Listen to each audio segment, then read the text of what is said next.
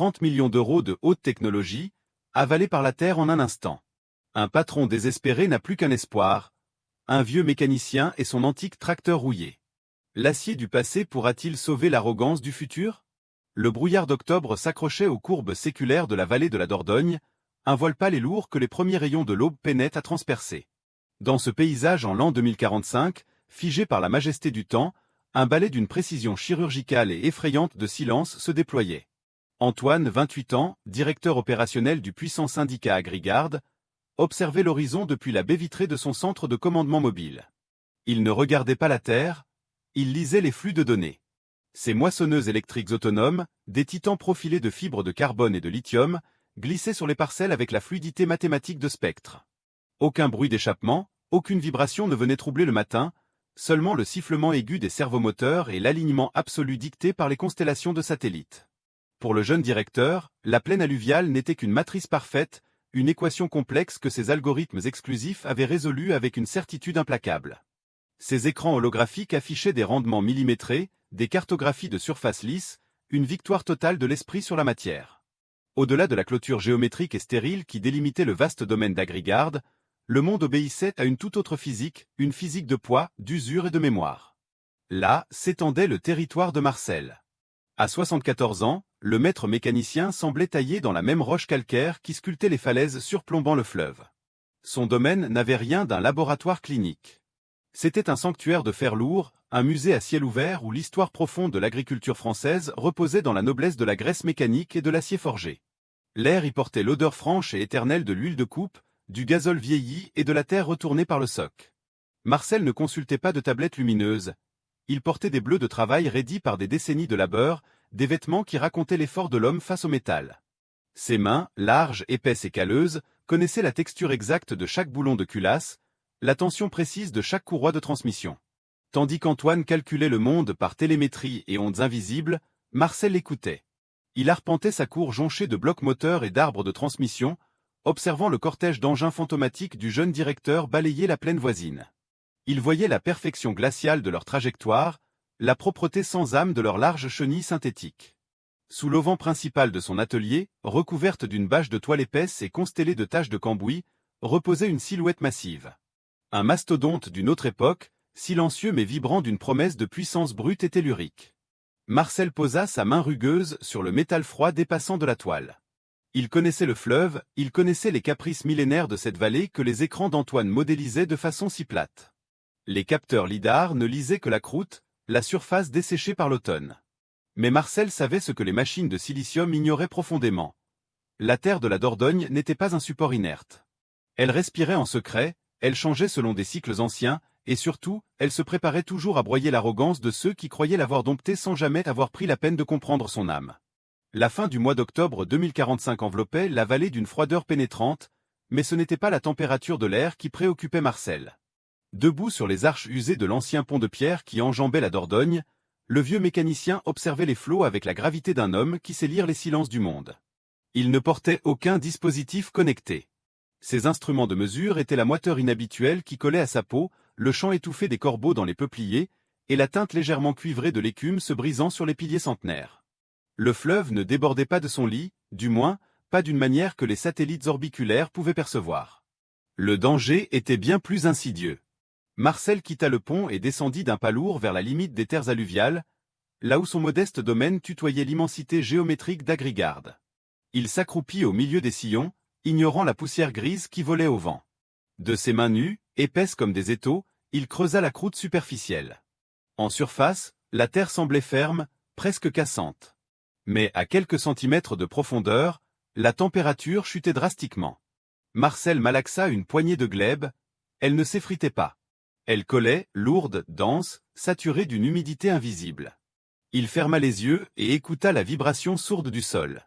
Il reconnaissait ce phénomène rare, un caprice hydrologique vieux comme le monde. La nappe phréatique enflait par en dessous, repoussée par les crues souterraines des massifs lointains. La croûte supérieure n'était plus qu'un mince vernis d'illusion posé sur un abîme de boue liquide. Poussé par ce devoir tacite qui lie les hommes à la terre, Marcel essuya ses mains sur son bleu de chauffe et marcha vers la haute clôture électromagnétique du domaine corporatif. Il trouva Antoine près des quais de chargement, entouré d'une constellation d'écrans flottants et de techniciens silencieux. Le jeune directeur, sanglé dans une veste thermique immaculée, dictait des séquences de déploiement à une intelligence artificielle avec la précision d'un métronome. « Directeur » murmura Marcel, sa voix rocailleuse coupant net le bourdonnement des serveurs. Antoine se retourna, affichant ce sourire poli et lointain que l'on réserve aux reliques d'un passé révolu. « Marcel, que puis-je faire pour vous? Nos moissonneuses font trop de bruit pour votre vieille mécanique ?» Le vieil homme ignora l'ironie. Il tendit un doigt noueux vers la cuvette basse de la plaine, là où les titans électriques devaient commencer leur récolte massive à l'aube. « Ne descendez pas vos machines dans le bassin inférieur demain, » déclara Marcel avec une fermeté calme et absolue. « Le fleuve pousse par le bas. Vos capteurs ne lisent que la poussière de surface. En dessous, le limon est en train de se transformer en sable mouvant. La terre va s'ouvrir sous leur poids. » Antoine laissa échapper un petit rire condescendant, tapotant la surface lumineuse de sa tablette. D'un geste fluide, il déploya un modèle tridimensionnel du sous-sol, saturé de codes couleurs vert et bleu rassurants. « Je respecte votre expérience, Marcel. Mais nos relevés lidar souterrains et nos algorithmes de densité géologique sont formels. Le taux d'humidité est à 22%. Le coefficient de portance est parfait pour des chenilles de 30 tonnes. La science est exacte, elle ne laisse pas de place au pressentiment. » Marcel regarda le jeune homme, puis les écrans brillants, et enfin l'horizon où la brume commençait à s'épaissir. Il n'y avait aucune colère dans ses yeux, seulement la tristesse infinie de l'artisan face à l'aveuglement volontaire de ceux qui ne regardent le monde qu'à travers des filtres. « La Terre ne lit pas vos écrans, gamin, » répondit doucement Marcel avant de tourner les talons. « Elle n'obéit qu'à son propre poids. » Le maître mécanicien s'éloigna d'un pas lent, le dos voûté par le poids de cette certitude inébranlable, laissant Antoine à ses illusions mathématiques, face à un fleuve qui, dans les ténèbres, préparait patiemment son piège. L'affrontement entre les deux mondes ne se fit pas dans les éclats de voix, mais dans le gouffre béant qui séparait leur langage. Sur la ligne de démarcation où se rencontraient la terre ancestrale et le domaine d'Agrigarde, Marcel tenta une dernière fois de traduire la mémoire du bassin.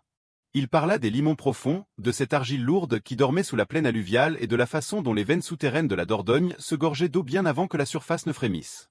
Il expliqua que la croûte asséchée par le vent d'automne n'était qu'une voûte trompeuse, un tambour tendu au-dessus d'un précipice de boue liquide. Il raconta les hivers passés, la texture de la terre qui changeait sous la botte, l'odeur métallique qui précédait toujours la montée des eaux invisibles. Antoine écoutait, le visage impassible, courtois avec cette indulgence glaciale que l'on réserve aux superstitions. D'un glissement de doigts sur son panneau de contrôle holographique, il invoqua la puissance de son époque. Des graphes de densité souterraine s'affichèrent dans l'air froid, superposés aux analyses spectrales des drones de reconnaissance qui quadrillaient le ciel gris au-dessus de leur tête. « Voyez par vous-même, Marcel, » dit le jeune directeur, balayant l'hologramme d'un geste confiant et précis. « Nos sondages lidar pénètrent le sol en continu. La résistance mécanique de la couche supérieure est absolue. Les algorithmes d'analyse de terrain valident un indice de portance maximale pour nos engins. Vos craintes appartiennent à une époque où l'on devait deviner ce que la technologie nous permet aujourd'hui de voir avec une clarté parfaite. Il n'y a aucun risque d'effondrement. » Ce que l'écran d'Antoine ne montrait pas, ce que ses faisceaux laser et ses ondes à haute fréquence échouaient tragiquement à comprendre, c'était la ruse millénaire de la géologie.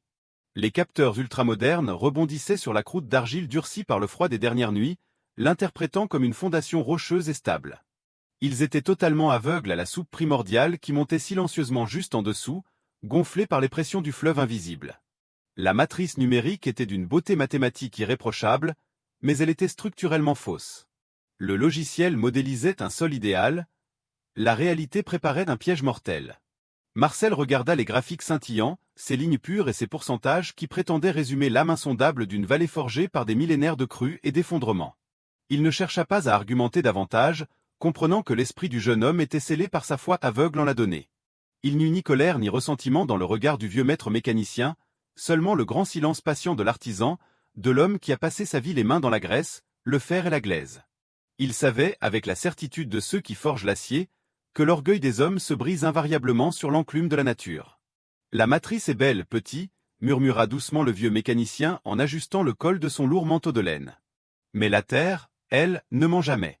Et quand elle se réveillera, elle vous demandera des comptes que vos écrans ne pourront pas payer. » Sur ces mots, Marcel se détourna avec une lenteur majestueuse. Il reprit le chemin rocailleux menant à son atelier, sa haute silhouette s'enfonçant dans le brouillard épais qui montait des berges.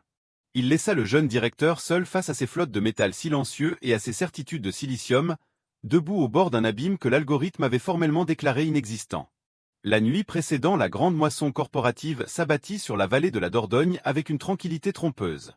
Sous la voûte céleste piquée d'étoiles froides, un drame silencieux, insaisissable pour les capteurs de silicium, se jouait dans les profondes entrailles de la Terre. Le fleuve ne dormait pas.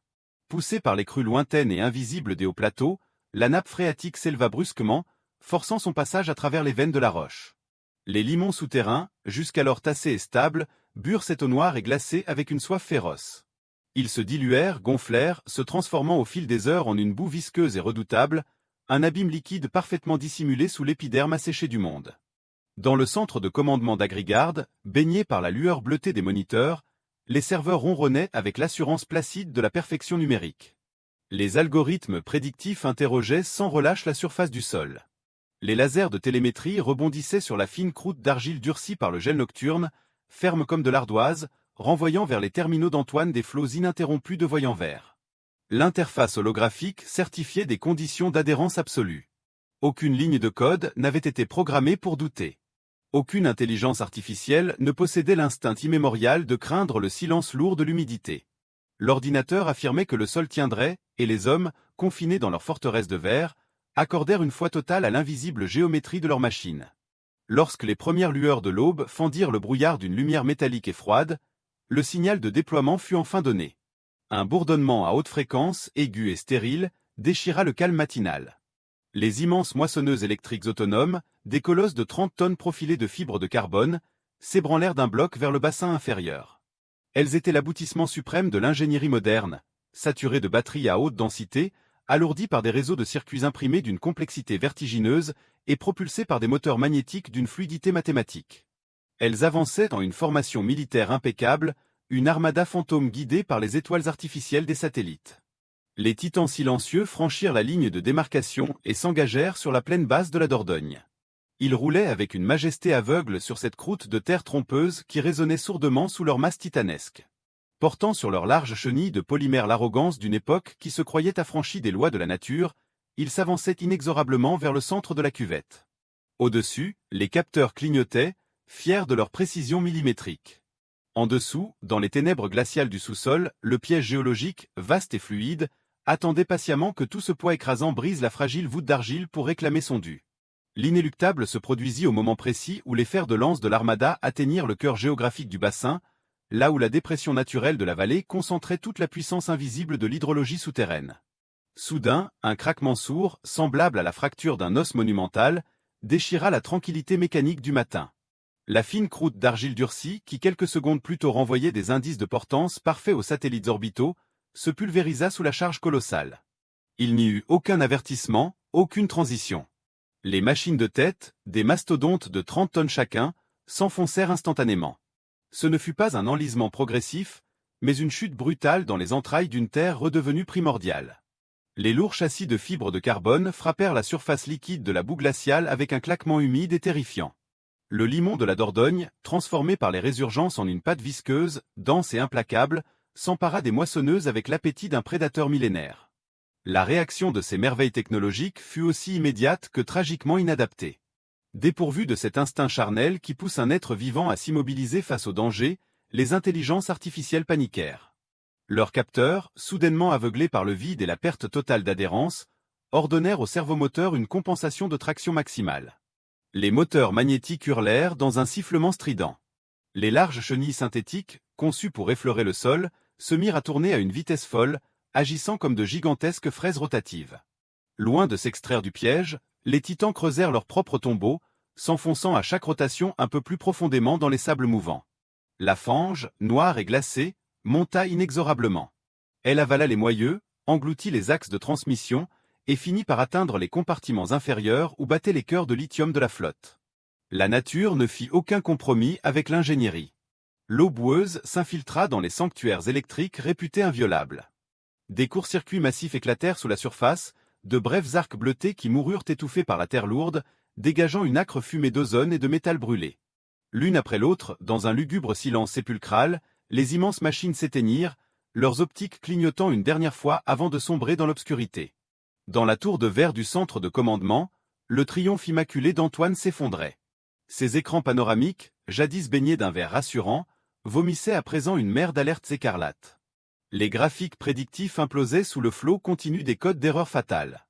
Rupture de confinement thermique, perte critique de traction, défaillance catastrophique du système central. Le jeune directeur restait pétrifié, le souffle coupé, les mains figées au-dessus de sa console inutile. Devant ses yeux, à travers l'épaisse vitre de son repère stérile, l'armada de plusieurs dizaines de millions d'euros gisait immobilisée, vaincue, lentement avalée par le ventre insatiable de la Dordogne. L'échec était absolu, total, incontestable. Dans la salle de contrôle d'Agrigarde, le silence n'était troublé que par le clignotement frénétique et inutile des alarmes de criticité. Antoine chercha désespérément une issue dans l'arsenal technologique de son époque, parcourant les protocoles de sauvetage avec l'énergie du désespoir. Les directives d'urgence recommandaient l'intervention immédiate d'hélicoptères de levage lourd, mais la Dordogne avait refermé son piège jusqu'au ciel. Un brouillard poisseux, dense et impénétrable comme de la laine humide, stagnait sur la vallée, aveuglant les radars et clouant les pales au sol. Les drones de remorquage modernes furent envoyés en éclaireur. Ces engins aux lignes aérodynamiques, équipés de chenilles légères conçues pour ne pas tasser les sols secs, s'avancèrent vers le désastre. Dès les premiers mètres de boue, leurs bandes de roulement lisses patinèrent pitoyablement, tournoyant dans le vide sans jamais trouver cette accroche fondamentale que seule la géométrie de la force brute pouvait offrir. La flotte n'était plus qu'un archipel de métal mort, dérivant dans une mer de glaise. Devant la grande baille vitrée, Antoine contemplait le naufrage de ses certitudes. Ce n'était pas seulement une escadre de plusieurs millions d'euros qui s'enfonçait lentement dans les limons. C'était la fondation même de son monde. Ses diplômes d'ingénierie prédictive, ses modèles algorithmiques, toute l'arrogance d'une doctrine qui pensait avoir dominé la géologie par la télémétrie, tout cela se noyait dans la fange glaciale du bassin inférieur. Sa carrière était ruinée, réduite à néant par un simple caprice d'hydrologie souterraine. Il se tenait là, atrocement seul face au triomphe implacable et silencieux de la nature. Il comprit alors, avec une lucidité brutale et foudroyante, que le salut ne viendrait pas des ondes, des serveurs ou des satellites. Il ne viendrait que du fer, de la masse, et de cette sagesse ancienne qu'il avait poliment balayée d'un revers de main quelques jours plus tôt. Dépouillant ses épaules de sa veste thermique immaculée, comme on se défait d'une armure devenue inutile et honteuse, Antoine sortit du complexe ultra-sécurisé. Le froid matinal le frappa de plein fouet, réel, mordant, sans aucun algorithme de climatisation pour en adoucir la morsure. Il entama sa marche. 2 kilomètres le séparaient de l'atelier du vieux maître mécanicien. 2 kilomètres d'un chemin de terre rocailleux, noyé dans la brume fantomatique qui s'élevait des berges.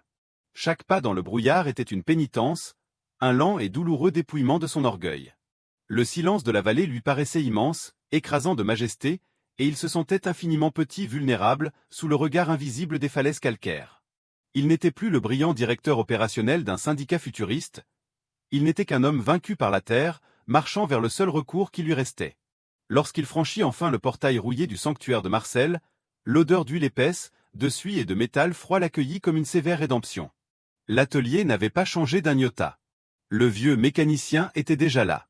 Sa silhouette robuste, ancrée dans le sol comme un vieux chêne, se découpait à contre-jour dans la lumière blafarde de l'aube naissante. Il se tenait près de la lourde bâche tachée de cambouis, les bras croisés sur sa poitrine de roc. Il ne réparait rien, il ne s'activait pas. Il attendait, porteur de cette patience infinie de ceux qui savent écouter le temps. Antoine s'arrêta à quelques pas, le souffle court, ses bottes techniques maculées par cette même boue qu'il avait méprisée. Il ravala le fiel de sa fierté brisée. Il n'y avait plus de diagramme holographique à exhiber, plus de relevé de densité à opposer. Dans le silence majestueux de cette cour encombrée de fontes et de mémoires, le jeune homme baissa les yeux et d'une voix rendue rauque par l'humilité, demanda le secours qu'il avait eu l'outrecuidance de refuser. Marcel n'eut pas un mot de triomphe mesquin. Devant le visage défait d'Antoine, le vieux maître mécanicien se contenta d'un lent hochement de tête, empreint d'une gravité solennelle.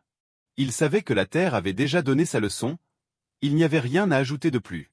Sans un regard en arrière, il pivota sur ses talons et marcha d'un pas délibéré vers l'auvent où reposait la masse endormie. D'un geste ample et puissant, Marcel saisit la lourde bâche de toile grasse et la tira.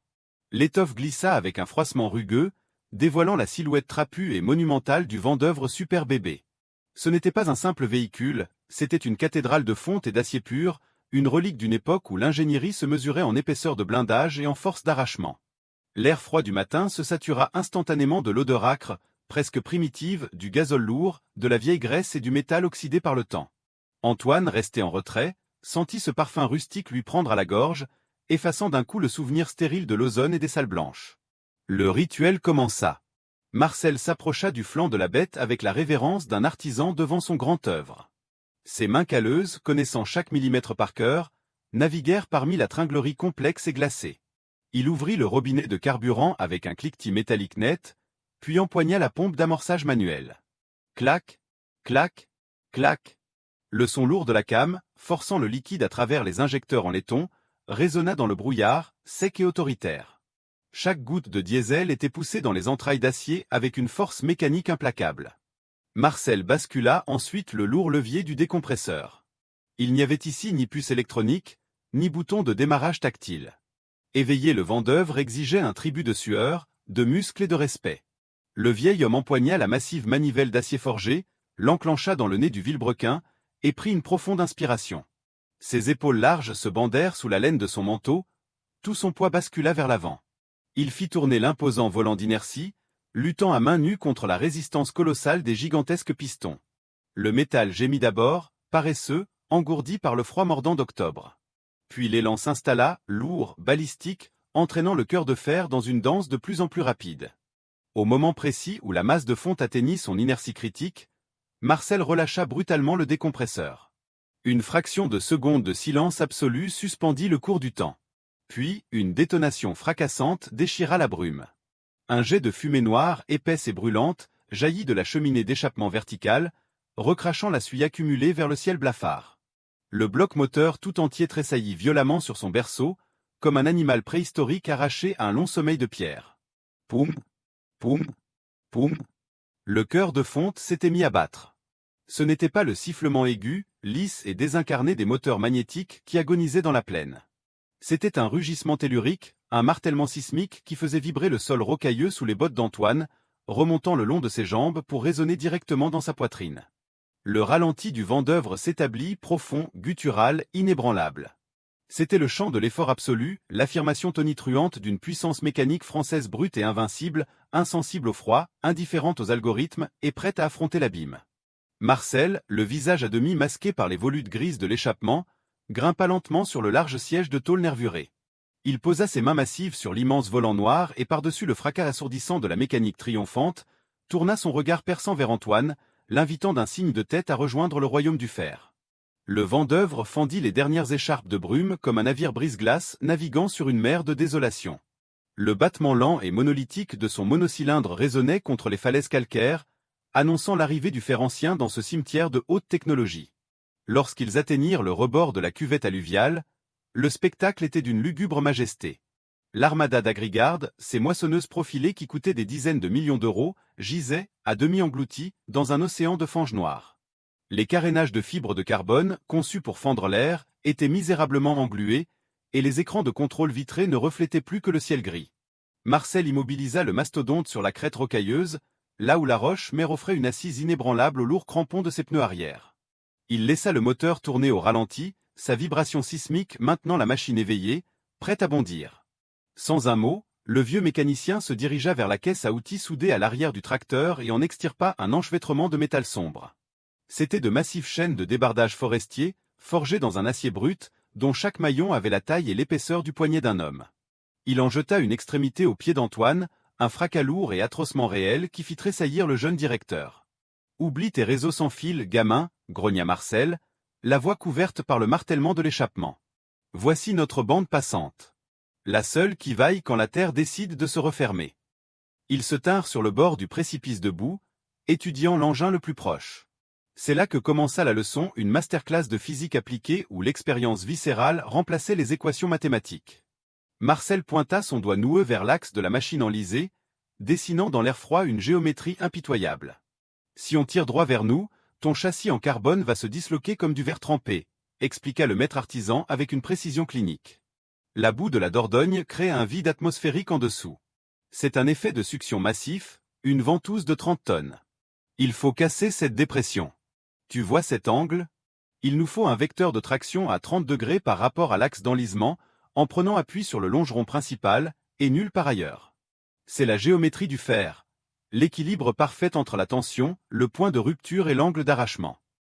Antoine écoutait, fasciné et terrifié. Pour la première fois de sa vie, les vecteurs de force n'étaient plus des flèches virtuelles sur un écran holographique, mais une question de survie immédiate dictée par la gravité et la résistance des matériaux. Et pour trouver ce longeron? Demanda Antoine, devinant avec appréhension la réponse. On y va avec les mains, répondit Marcel en agrippant les lourds maillons. Ils descendirent dans le bassin. Dès les premiers pas, la fange glaciale appa leurs bottes. C'était une boue visqueuse, d'un froid paralysant qui mordait les chevilles et engourdissait les muscles. L'eau noire s'infiltra, lourde de tout le poids du fleuve souterrain. Arrivés au flanc de la première moissonneuse, ils durent s'agenouiller dans cette soupe primordiale. L'effort était brutal, d'une sauvagerie que l'éducation d'Antoine ne l'avait jamais préparé à affronter.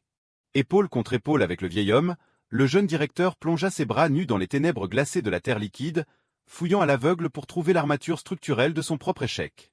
Le froid lui sciait les avant-bras. Le poids écrasant de la chaîne qu'il devait hisser et faire passer sous la carcasse en l'outil lui déchirait les paumes, mais il serrait les dents, inspiré par l'endurance granitique de Marcel qui, à 74 ans, manipulait l'acier avec une force herculéenne. Plus bas. Cherche l'angle droit, l'attache de l'essieu. Hurlait Marcel par-dessus le vent qui se levait. Antoine tâtonna, les doigts écorchés par le givre et les arêtes vives de la machine, jusqu'à sentir le métal massif du longeron.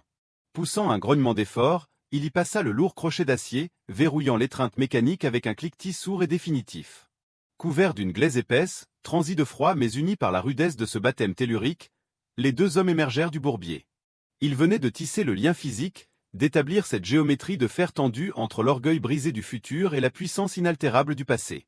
Le vent d'œuvre, grondant sur la crête, attendait maintenant de prendre toute la mesure de son fardeau.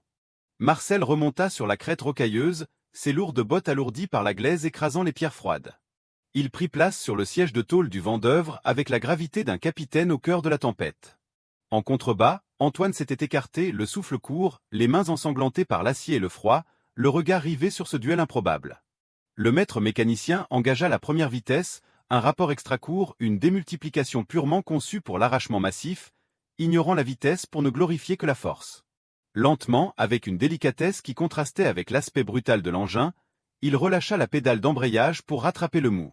Le lourd serpentin d'acier s'extirpa de la fange dans un clapotis boueux, s'étira, et se figea dans un alignement parfait. La ligne de tension était tirée. L'heure de vérité réclamait son dû. D'un mouvement ample, Marcel abaissa la manette des gaz.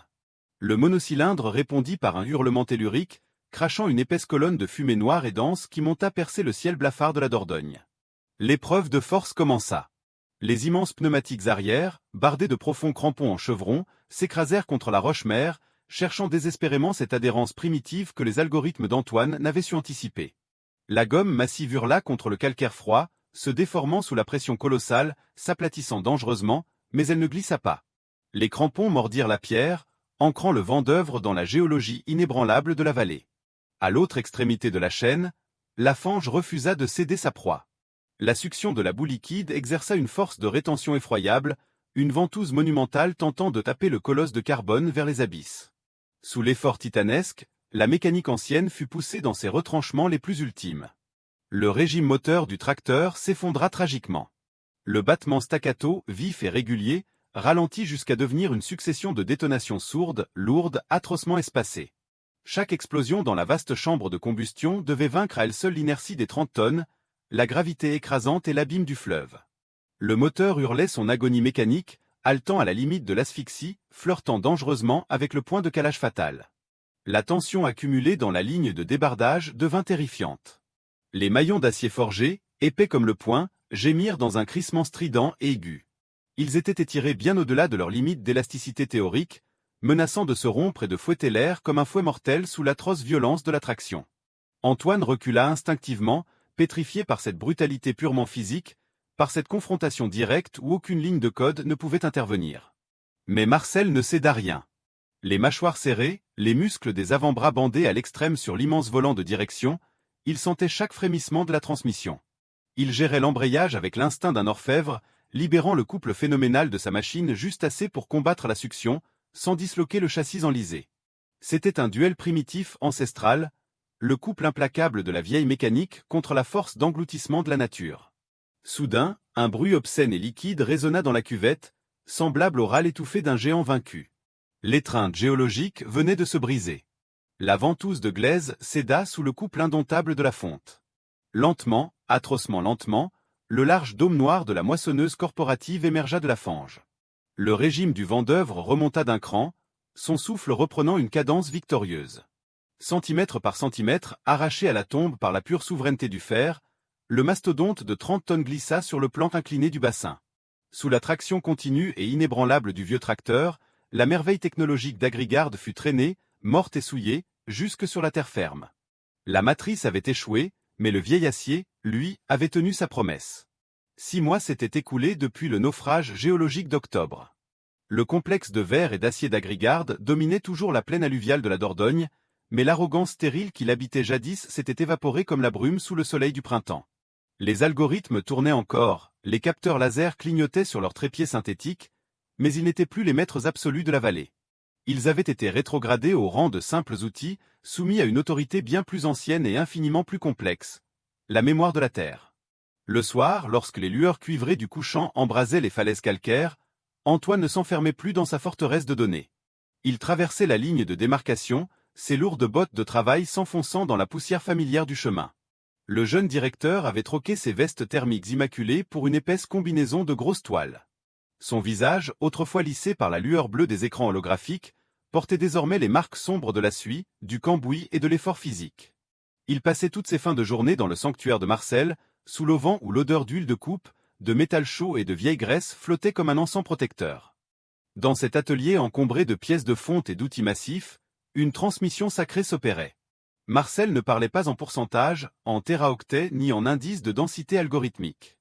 Il parlait le langage du vent sur les collines, de la rouille sur le métal et de la gravité. Antoine l'écoutait régler les immenses soupapes du Vendeuvre, apprenant à calibrer une pompe à injection à l'oreille, à sentir les vibrations infimes d'un arbre de transmission qui pleure avant de rompre. Les mains plongées dans les entrailles d'acier du vieux tracteur, le jeune homme découvrait l'abîme insondable qui séparait la donnée brute de la véritable sagesse.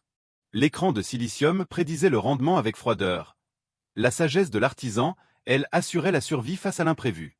Assis sur un vieux bloc moteur en guise de tabouret, éclairé par la lueur chaude et vacillante d'une baladeuse de chantier, Antoine écrivait.